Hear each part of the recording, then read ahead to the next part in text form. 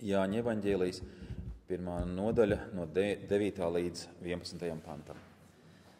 Un tā mēs lasām no 9. panta, 3 pantus, 9., 10. un 11. Pasaulē nāca patiesā gaisma, kas apgaismo katru cilvēku. Viņš gaismu bija pasaulē, bet pasaule viņu neatzina. Viņš nāca pie savējiem, bet savējie viņu nepieņēma. Āmen. Kungs Kristu, paldies par mūžīgo evaņģēliju, par to, kā evaņģēlijs mums atklāja un parāda, kāda ir šī pasaule, kāds ir tavs vārds un kur esam mēs šai pasaulē. Lūdzam, Kungs, veido un māc mūs, ka mēs mīlam tavu vārdu un tavu patiesību. Āmen. Sēdiet, lūdzu. Mūsdienu veikalu preču klāsts ir ļoti plašs. Man šķiet, ka veikalos ir vairāk mantas nekā cilvēkam ir nepieciešams. Visu, ko mēs redzam veikalos, mēs nepērkam. Mēs pērkam tikai to, ko uzskatām par vajadzīgu, bet kāpēc mēs domājam, ka tieši tā lieta vai manta man vajadzīga? Varbūt tāpēc, ka draugi tā ir teikuši, tu zini, tā lieta ir ļoti laba. Varbūt esam lasījuši kādu ekspertu viedokli, kad kāds eksperts ir atzinis un teicis, ka tas ir labi. Un vai tie būtu bijuši draugi vai eksperti vai kāds cits iemesls, vienmēr ir vajadzīgs veselais saprāts. Izvērtēt pār un pret, un tad varbūt mēs izdarām vienu vai otru izvēli. Katru reizi ienākot veikalā, mums ir jāizdara izvēle par labu kaut kam, vai arī par labu tam, ka es šoreiz neko nepirkšu. Un ne tikai veikalā mums ir jāizdara izvēles, izvēles tiek izdarītas katru dienu. Simtiem izvēļu mums ir jāizdara katru dienu. Arī šajā rītā mēs esam izdarījuši daudz jau izvēles līdz šim brīdim. Piecelties tad, kad modinātais zvana, vai mazliet vēlāk. Varbūt kaut ko atlikt šajā rītā, varbūt kaut ko vēl padarīt šajā rītā. Daudz dažādu izvēļu, kas mums ir bijušas. Kā ģērbties, ko vilkt, ko nevilkt, ko ņemt līdzi, ko neņemt līdzi. Bezgalīgi daudz izvēļu. Un izvēles ir ne tikai saistībā ar mūsu šo redzamo dzīvi, bet vēl vairāk katru dienu mēs izdarām izvēles par garīgiem jautājumiem. Un nevienmēr mēs saprotam, kas ir īstā tā izvēle, kas man ir jāizdara. Varbūt kaut kas ir automātiski, ko esam pieraduši darīt, varbūt kaut kas mums ir vairāk jāiespringst. Un vienmēr pie visām izvēlēm ir vajadzīga gudrība. Gudrība ejot veikalā, gudrība no rīta pieceļoties, gudrība starp savējiem, gudrība starp svešajiem, darbā un atpūtā. Visur ir vajadzīga gudrība. Kur to gudrību dabūt? Kur dzīvo šī gudrība? Jēkabs mums saka, 1. nodaļa, 5. pants. Bet ja kādam no jums trūkst gudrības, tas, lai to lūdz no Dieva, kas visiem dod devīgi un nepārmestams, un viņam taps dots. Dievs dod devīgi. Lūdziet pēc šīs gudrības. Kungs, dod man šo gudrību. Ieiet veikalā, lūdziet Dievu, Dievs dod man gudrību. Jo veikals, kā mēs zinām, veidos tā, lai cilvēki pēc iespējas vairāk pirktu. Vairāk nekā viņiem ir nepieciešams. Dievs dod man gudrību. Dod man gudrību, es eju, daru savus ikdienas darbus. Varbūt es viņus kaut kā savādāk varu darīt. Kungs, dod man gudrību darbā. Kā man veidot attiecības ar cilvēkiem, ar priekšniecību, ar padotajiem. Gudrība ir vajadzīga visos jautājumos. It īpaši garīgajos. Ko es klausos, ko es skatos, ko es lasu. Gudrība. Un šī gudrība daudz lielākā mērā mums ir vajadzīga nekā pērkot kurpes.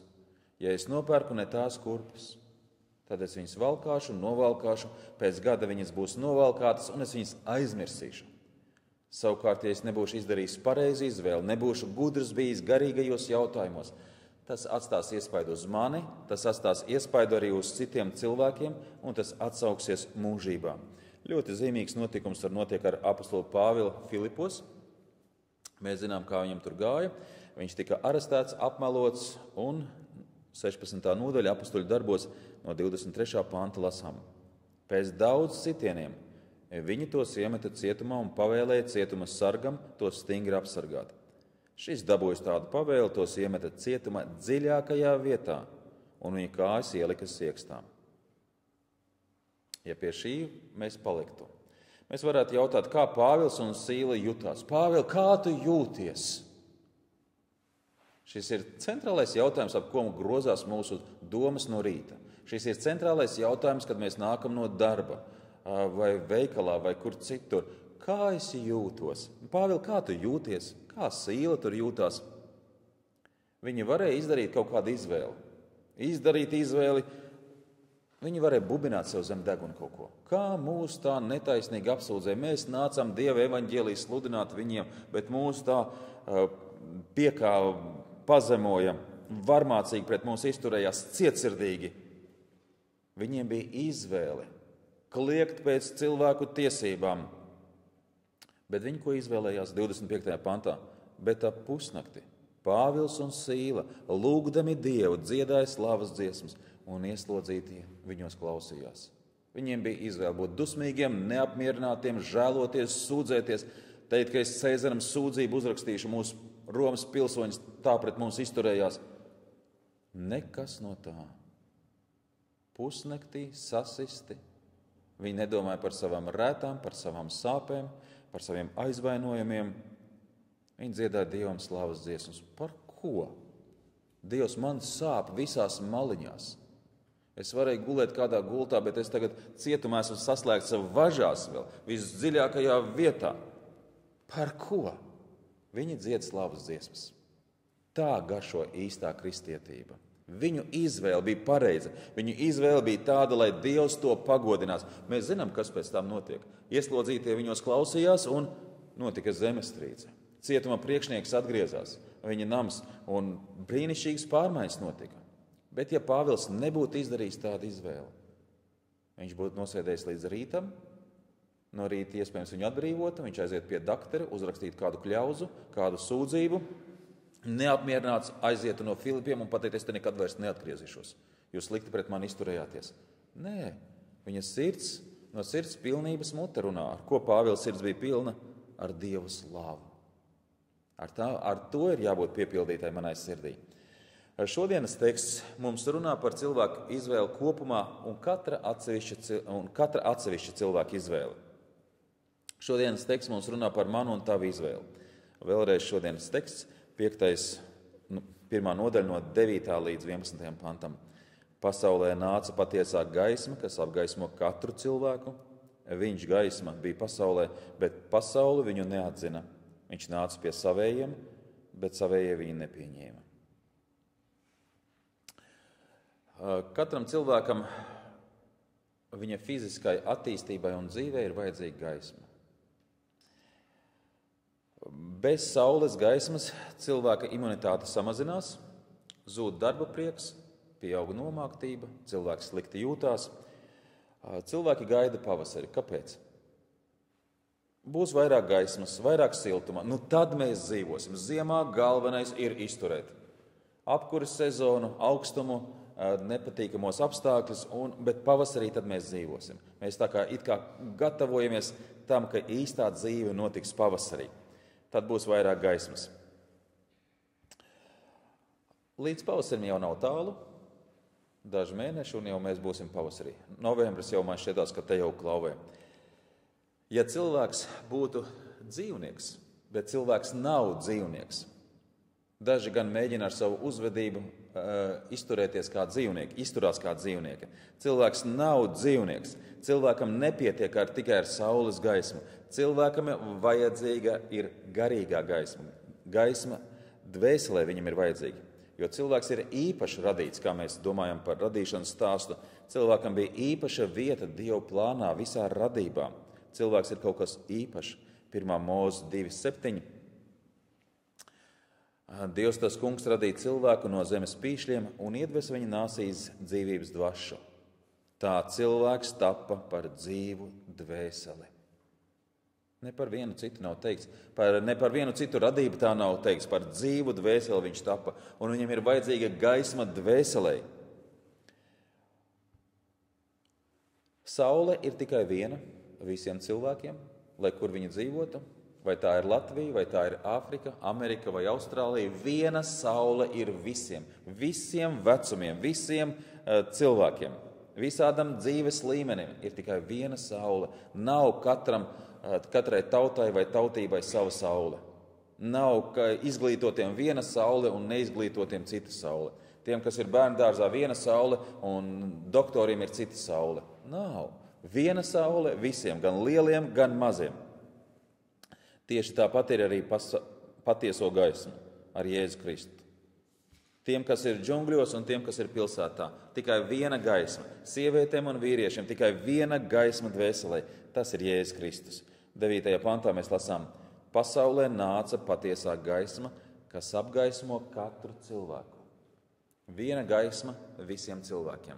Un šeit ir interesanti atzīmēts to, ka katru cilvēku šī gaisma apgaismo. Nevis atsevišķus cilvēkus. Vienmēr ir bijuši cilvēki, kuri ir vēlējušies citus apgaismot. Nēst gaismu sabiedrībai. Un tādi aktīvi nesēji no mūsu kopējās vēstures ir bijuši komunisti. Viņi ir vēlējušies apgaismot, lai cilvēki labāk dzīvotu. Kas no viņu apgaismošanas ir sanācis, to mēs zinām. Bankrots, izgāšanās. Šodien komunisti idejas tik skaļi neskan. Šodien skan citas idejas skaļāk, piemēram, zaļie. Viņi ar savām idejām mēģina apgaismot tumsoņus, tas ir mūsu, ka mums ir vajadzīgs savādāk dienas gaismas, jaunās spuldzes, un bez mūsu piekrišanas, un neļaujot mums izvēlēties, mūs piespiež pirkt jaunās spuldzes, bet izrādās, ka jaunās spuldzes, tās ekonomiskās, ir nesalīdzināmi kaitīgākas par iepriekšējām kvēldiegu spuldzēm. Bez šiem zaļajiem mūs mēģina apgaismot arī seksuālās minoritātes, mēģina mums iestāstīt, ka mēs kaut ko nesaprotam.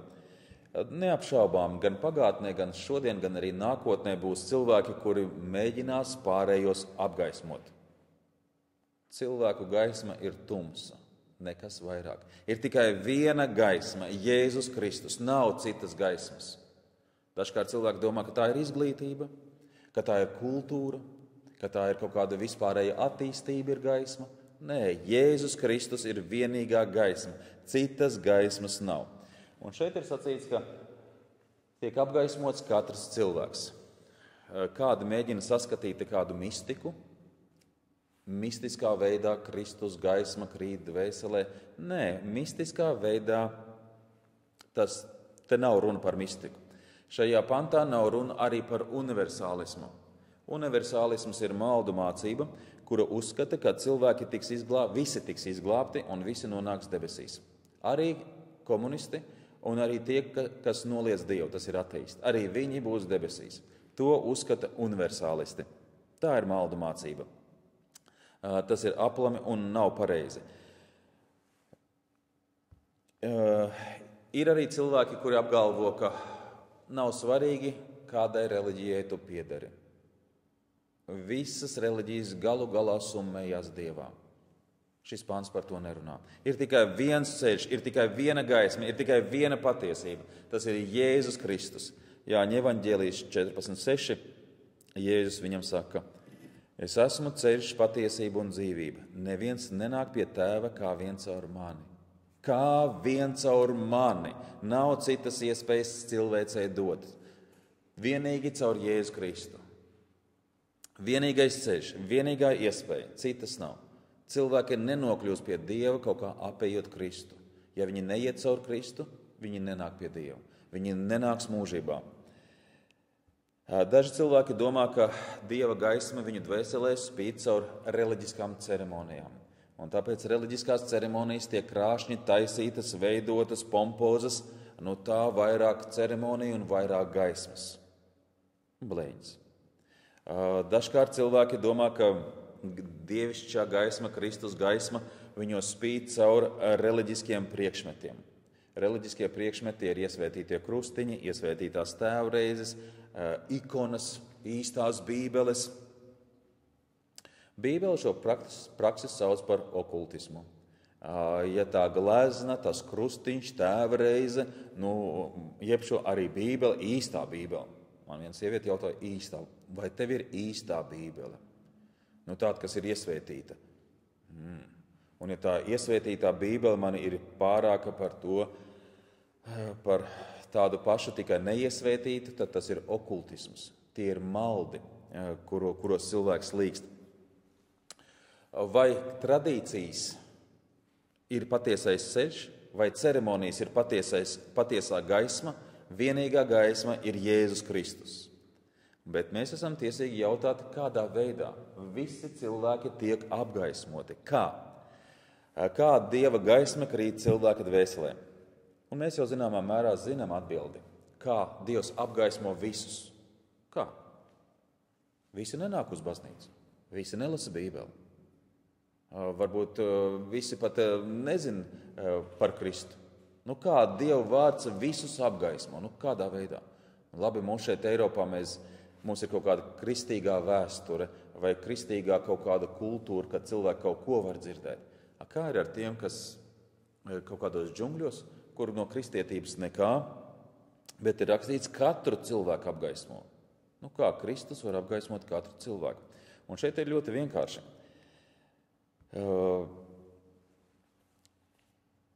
Tās zināšanas, kas nāk cilvēka sirdī par Dievu, viņas nāk caur dabas aplūkošanu. Veroties dabā, pētot norises dabā, cilvēkam ir jānāk pie viena secinājuma, kāds to ir radījis. Un tas, kas to ir radījis, ir ļoti gudrs. Tas, kas to ir radījis, ir ļoti spēcīgs. Viņam ir vara. Pie šī ir gaisma, kas apgaismo katru. Vai tas būtu džungļos, vai tas būtu kādā pilsētā. Cilvēkam ir saskarsme ar dabu. Veroties dabā, viens ir cilvēki fotografē, liek savus bildes, bet ko cilvēki par to domā?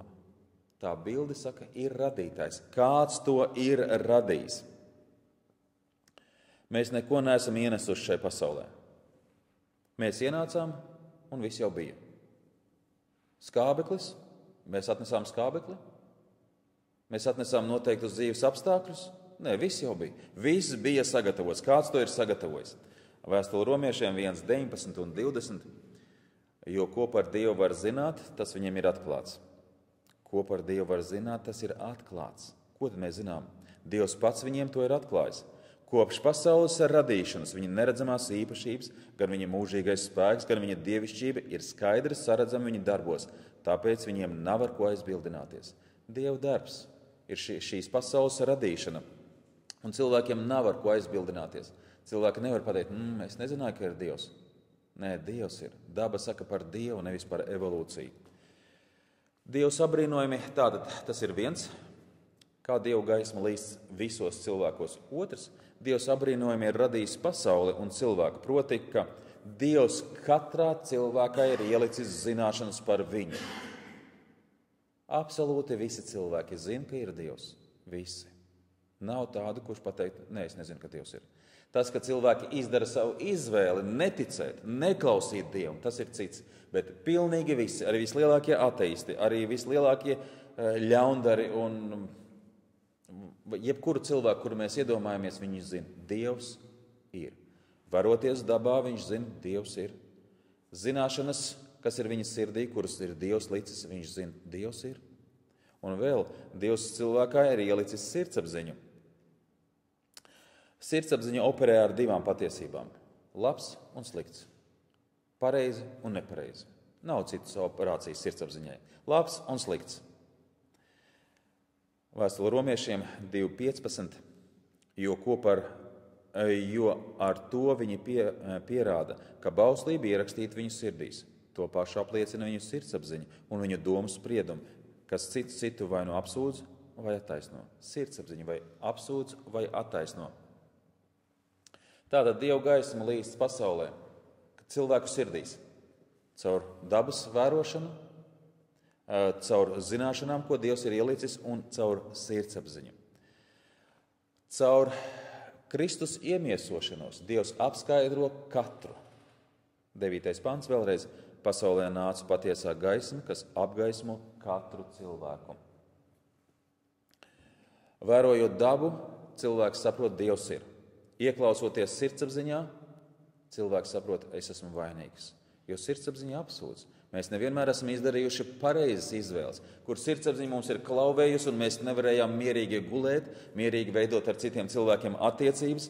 Sirdsapziņa apsūdzēja. Dievs ir un es esmu vainīgs. Kā es no šīs situācijas varu izkļūt? Tāpēc nāk Kristus. Vajadzīgs spēks, kas ir lielāks par nāvi. Un grēks atnes nāvi, kā mēs zinām. Cilvēks var vēroties šajā pasaulē, viņš nevar aiziet nāves realitātei. Nāvi atnesa grēks. Un ja cilvēks arī nedomā tādās kategorijās, tad ar nāvi jau sastopamies. Ko no tā cilvēks izsacina? Ka visi iet cauri nāvei, bet kas man atbrīvos no tās? Kas ir stiprāks un lielāks par nāvi? Gaisma nāca pasaulē, lai apgaismotu katru cilvēku Kristus iemiesošanās un Kristus augšām celšanās svētdienas rītā. Parāda, kam ir vara pār nāvi, kam ir vara pār tumsu, kam ir dzīvība, kam ir spēks. Kurš stiprāks par nāvi, kurš stiprāks par tumsu, kurš stiprāks par vēlnu? Vēstule Ebrejiem 2:14 un 15. Bet tā kā bērniem ir asinis un miesa, tad arī viņš tāpat to pieņems, lai ar nāvi iznīcinātu to, kam nāves vara. Tas ir vēlnu. Un atsvabinātu visus, kas visu mūžu nāves baiļu dēļ bija verdzībā. Jēzus atbrīvo. Viņš ir vienīgais atbrīvotājs. Dažkārt cilvēki saka, tev der Jēzus, man der Buda. Pasaulē aizvien vairāk iet plašumā islams. Kādiem Buda, kādiem islams, Muhameds, kādam Kristus, katrs izvēlās. Kristus ir vienīgais, kas ir uzvarējis nāvi. Nav teiks, ka Buda ir nāvi uzvarējis, Muhameds būtu nāvi uzvarējis. Vienīgi Kristum ir vara pār vēlnu, pār elli, un viņš ir vienīgais gaisma. Dievs apgaismo katru. Dievs dod gaismu katram. Kristus ir pietiekama gaisma katram. Kristus radīja šo pasauli, viņš ienāca šajā pasaulē, bet pasauli viņu nepieņem. 10. pantā mēs lasām, viņš gaisma bija pasaulē, bet pasauli viņu neatzina. Pasauli neatzina, tas nozīmē nepieņēma, noraidīja. Domāju, ka viņš nāca pie visas pasaules, ir domāti pilnīgi visi cilvēki, bez izņēmuma. Bet specifiski, ka tas ir attiecās tieši uz tiem, kas nav ebreji. Par ebrejiem tiek runāts, es domāju, nākamajā pantā. Par to mēs pēc brītiņa runāsim. Kā mēs varam redzēt, ka cilvēki nepieņem Jēzu? Evaņģēlijos vairāk kārt ir parādīts, kā tie, kas nav ebreji, jeb šo pagāni, viņi noraida Kristu. Bībele ļoti skaidri parāda cilvēku vērtības un izvēles. Vairākās vietās tiek parādīts, kā Kristus tiek atraidīts. Viena no tādām vietām ir Mateja 8:28, bet otrā krastā, gadariešu apgabalā nonākot, viņam nāca pretī no kapiem izgājuši 2 ļaunu garu apsēsti. Tie bija tik briesmīgi, ka neviens nedrīkstēja pa to ceļu staigāt. Mēs zinām šo notikumu, ka Kristus nonāk apgabalā, gadariešu apgabalā. Tas nebija ebreju apgabals. Varbūt šur tur dzīvoja kāds ebrejs, bet pamatā tie bija pagāni, kas tur dzīvoja. Jēzus nonāk šajā apgabalā, no kapiem nāk 2 ļauni apsēsti. Mēs zinām, ka viņus mēģināts ir saistīt ar važām, ar ķēdēm. Viņi visu ir sarāvuši, viņi dzīvoja kapos, viņi staigāja tur pliki, viņi apdraudēja citus. Ko darīja Kristus? Viņš viņus atbrīvoja no vēlna varas. Dēmoni iegāja cūkās, cūkas nogrima, noslīka. Gani aizskrēja un izstāstīja, kas ir noticis. Nāca cilvēki, skatījās, kas ir. Viņi redz, ka 2 tie trakie sēž drēbēs un apģērbti, mierīgi. Viņu cūkas ir noslīkušas. Viņi uzreiz rēķināja, cik tas izmaksāja. Vairāk kā 2000 cūkas tur bija noslīkušas. Milzīgs zaudējums viņiem, tam apgabalam, katram personīgi. Un ko viņi dara, kāda ir viņa izvēle? Viņi varēja priecāties par tiem 2 cilvēkiem, kas tika atgriezti normālā dzīvē. Bet viņi par viņiem nepriecājās. Vēl vairāk viņi saka, Jēzu, ej projām. Tu mums neesi vajadzīgs, ne tavu mācekļu, ne tavu mācību, ne tas, ko tu dari. To mēs lasām Mateja 8:34. Un redzi, visa pilsēta izgāja Jēzum pretīm, un kad tie viņu redzēja, tie viņu lūdz, lai tas aizietu no viņu robežām. Jēzu, ej projām. Tu atbrauci uz mūsu vietu, uz mūsu zemi, tu šeit esi izdarījis tādas lietas, brauc projām. Noraidījums. Kristu mums nevajag tevi. Tas ir viens no gadījumiem, kad Jēzus tiek atraidīts no pagāniem. Otra vieta, kur Jēzus tiek atraidīts, ir samarieši. Evaņģēlijā bieži vien tiek pieminēti samarieši dažādos kontekstos. Kas ir samarieši? Samarieši nav ebreji, samarieši nav kāda cilts no Jākaba ciltīm. Ebreji ar viņiem centās neveidot nekādas attiecības, centās no viņiem izvairīties un centās pat pa viņu teritoriju nestaigāt. Tik ļoti viņiem nepatika. Samarieši, tā cilvēku grupa tiek saukta, viņi sāka veidoties apmēram 720. gadā pirms Kristus, kad asīriešu ķēniņš bija paņēmis 10 ciltis, aizvedis viņus projām, un viņu vietā ir atsūtījis citas no dažādām Asīrijas apgabaliem. Dažādi cilvēki, dažādi tautības sāka dzīvot vienā tādā lokālā vietā. Kaut kas līdzīgs tā kā mums bija, kad Padomju Savienība ienāca, daļu cilvēku šeit aizsūtīja projām, un uz šejieni sāka braukt cilvēki, dažādi cilvēki no dažādām tautībām, no Padomju Savienības sāka šeit dzīvot. Un tā izveidojās arī samarieši. Samarieši, tā dzīvojot kopā, no dažādām tautībām, tautām, cilvēki, viņi ar laiku izveidojās par tādu kā jaunu tautu, par samariešiem. Viņi tiek saukti par samariešiem. Viņi praktizēja pagānu reliģiju, bet viņi paņēma klāt vēl Mūzes 5 grāmatas. Šie cilvēki nekļuva par ebrejiem. Savā dzīves veidā viņi palika pagāni, kas arī viņi bija pēc dabas.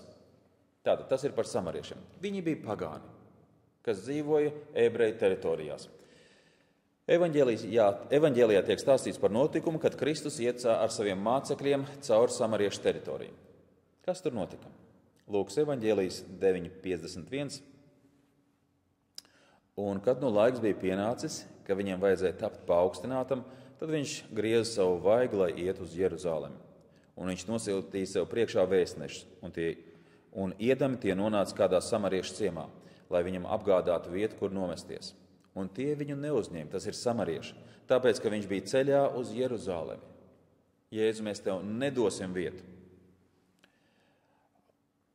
Viņi pieņēma lēmumu, mums nav vajadzīga Jēzu tavu klātbūtni.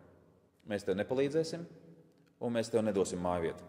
Ne tavu mācekļi, ne tu mums neesi vajadzīgs. Ejiet projām.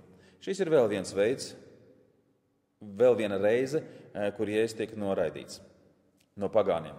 Viss spilgtāk pagānu attieksmi parāda ķēniņš Pilāts. Pilāts bija Romas pārstāvis, viņš bija valdnieks.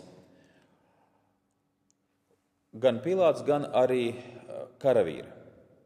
Karavīri apņird Jēzu. Pilāts izdeva pavēli Jēzu sist krustā. Viņš piesprieda Jēzu nāvesods. Bet neparastais ir kajā. Kurā vietā? Neparastais ir tajā, ka viņš zināja, ka Jēzus nav vainīgs. Viņš bija ķēniņš, viņš bija tiesnesis, viņš izmeklēja apsūdzību un nonāk pie secinājuma, Jēzus nav vainīgs. Jāņa 19:4. Tad Pilāts atkal izgāja ārā un saka viņiem, redziet, es viņu vedu pie jums ārā, lai jūs zinātu, ka es nekādas vainas pie viņa neatrodu. Pilāts bija izglītots cilvēks. Viņš bija loģisks cilvēks, viņš loģiski domāja. Viņš izmeklēja apsūdzību un viņš nāk pie secinājuma, Jēzus nav vainīgs. Līdz tam Pilāts jau bija dzirdējis par Jēzu. Viņš bija zinājis, ka Jēzus ir kāds neparasts cilvēks. Jāņa 19:7. Jūdi viņam atbildēja, mums ir savs likums un pēc šī likuma viņam ir jāmirst, jo viņš sevi darīs par Dieva dēlu. Kad Pilāts šos vārdus dzirdēja, viņš vēl vairāk nobijās. Par ko viņš nobijās? Viņš zināja, ka Jēzus nav vainīgs. Viņš bija dzirdējis, ka cilvēki saka, ka Jēzus ir īpašs cilvēks, neparasts cilvēks, un viņu pašu tautieši un vadoņi saka, jā, viņš ir neparasts. Viņš ir īpašs, un Pilāts vēl vairāk nobīstās. Pilāts zināja, ka Jēzus tiek apsūdzēts aiz skaudības, Mateja 27:17, un kad tie bija sapulcējušies, Pilāts sacīja uz tiem, kuru jūs gribat, lai es jums atlaižu, vai Barabu vai Jēzu, kuru sauc par Kristu. jo viņš zināja, ka tie to bija nodevuši aiz skaudības. Nebija neviena iemesla, lai Jēzu apsūdzētu. Neviena. Vēl ir interesanti, ka Pīlāta sieva sūta vēstnesi pie viņa. Mateja 27:19. Bet viņam, tas ir Pīlātam, sēžot uz soģa krēsla, viņa sieva sūtīja pie tā un lika sacīt: liec mierā šo taisno, jo es šonakt sapnī daudz cietu viņa dēļ. Iracionālas zināšanas, kaut kas neparasts. Viņš sēž, domā, ko tagad darīt. Atnāk vēstneši un saka: mēs no tavas sievas, mums ir īpašs ziņojums tev. Nu, sakat, liec viņu mierā. Kaut kas ļoti pārdabisks notika ar tavu sievu. Tas nebija kaut kāds vienkāršs sapnis, bet ļoti īpašs sapnis.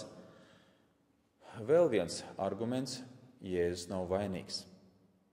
Bija pamatojums atlaist Jēzu, bet Jēzu neatlaida.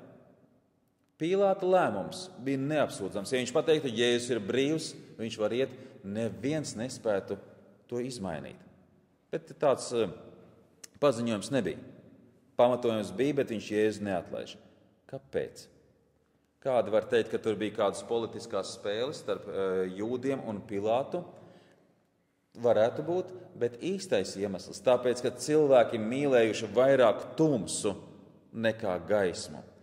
Jāņa 1,5, par ko jau mēs iepriekš bijām domājuši. Gaisma spīd tumsībā, bet tumsība to neuzņēma. Tumsība nepieņem šo gaismu. Cilvēki mīl tumsu. Un šodienas tekstā mēs lasām, viņš gaisma bija pasaulē, bet pasaule viņu neatzina. Pasaule viņu nepieņēma. Pagāni noraida Kristu. Kristu noraida ne tikai pagāni, bet tie, kas sevi sauc par Dievu tautu. Par to viņi noraida arī tie, kas sevi sauc par savējie Dievam. 11. pantā mēs redzam, viņš nāca pie savējiem, bet savējie viņu nepieņēma. Senatnē Dievs starp visām tautām bija izredzējis ebrejus. Tie bija izredzēti īpašam uzdevumam. Caur viņiem tika atklāts, Dievs atklājās pasaulē. Ebrejiem tika dota bauslība, pravieši, dievkalpojumi. Viņiem bija īpaša atklāsme par Dievu. Kāda atklāsme, tāda atklāsme nebija pārējai pasaulē. Viņi zināja par Mesiju, viņi tam gatavojās, bet, kad atnāca Mesija, tad viņš tiek noraidīts. Jēzus tika noraidīts viņa paša ģimenē. Marka 6,4. Jēzus tiem sacīja: pravietis nekur nav mazāk cienīts kā savā tēva zemē un savos rados un savās mājās. Mēs atceramies, ka viņa pusbrāļi viņam neticēja. Par viņu tur pasmējās un teica: ja tu gribi darīt sevi zinām, ej un rādies un stāst. Viņam neticēja viņa mājās. Viņam neticēja viņa paša pilsētā. Jēzus uzauga Nācaretē, un tad, kad viņš atgriezās Nācaretē un sludināja Nācaretē, tad kā cilvēki ar sajūsmu uzņēma to? Vai viņi priecājās, ka lūk, mūsu vidū bija izaudzis liels pravietis, un kādas brīnumainas lietas viņš dara, tad, kad Jēzus sludina Nācaretē, Marka 6,1. Un viņš no turienes aizgāja un nāk sava tēva pilsētā, un viņa mācekļi iet viņam līdzi. Un kad sabats nāca, viņš sāka mācīt sinagogā, un daudz viņu dzirdēdami izbrīnījās un sacīja: no kurienes viņš to ņēmis, un kas tā par gudrību, kas viņam doda, un kā tādi brīnumi nāk no viņa rokām. Nācaretes iedzīvotāji brīnījās par to, ko Jēzus sludina, ko viņš dara. Viņa izbrīns ir ar noraidošu raksturu. Kas tā pa gudrību? Viņš te mūsu vidū auga, mēs viņu te redzējām īsās bikšelēs skraidam. Kā viņš tā varēja būt? Un viņa izbrīns ir tik noraidoši, ka viņi vēlējās pat viņu nogalināt. Lūkas 4,28 mēs lasām, un to dzirdēdami, tas ir tajā dievkalpojumā, dzirdēdami visa sinagoga tapa dusmu pilni un cēlās un izdzina viņu no pilsētas ārā līdz kalna malai, uz kuru pilsēta bija celta, lai nogāstu to zemē. Tik noraidoši. Ja ģimenē pusbrāļi par Jēzu pasmējās un pateica: labi, ej sludini. Tad Nācaretē, kurā viņš izauga, viņi bija tik dusmu pārņemti. Nevis noraidoši vienkārši. Mums tas neinteresē Jēzu. Tu sludini kādam citam. Ne, viņi bija dusmu pārņemti un vēlējās viņu nogalināt. Jēzus izauga Nācaretē, bet viņš dzīvoja Kapernaumā. Kapernaumā notika daudz brīnumu, daudz tika sludināts, daudz tika mācīts, daudz tika skaidrots, bet cilvēki tik un tā nepieņēma Jēzu. Nepieņēma patieso gaismu. Cilvēki ir atbildīgi par saviem lēmumiem. Par Kapernaumu mūsu kungs saka Mateja 11, 23, 24. Un tu, Kapernauma, vai tu nebija līdz debesīm paaugstināta? Tu līdz ellē tiksi nogāsta. Jo, ja Sodomā tāda brīnuma būtu notikuši, kas notika tevī, tad tā stāvētu vēl šodien. Es jums saku, Sodomas zemē būs vieglāk tiesas dienā nekā tev, Kapernauma.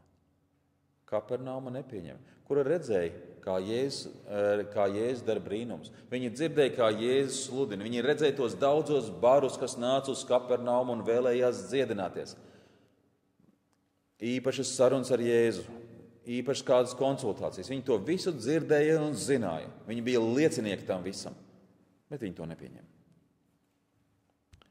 Vēl viena pilsēta.